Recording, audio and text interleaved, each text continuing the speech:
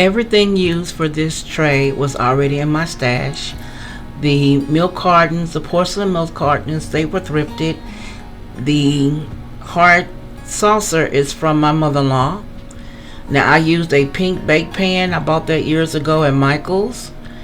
The salt and pepper meal, I ordered that offline, and then the my standbys, the oil and vinegar copper at the back on the copper tray.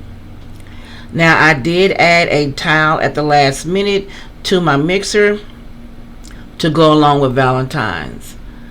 So let me know what you think of my tray, simple and easy decor, down below, and I'll catch you in the next episode.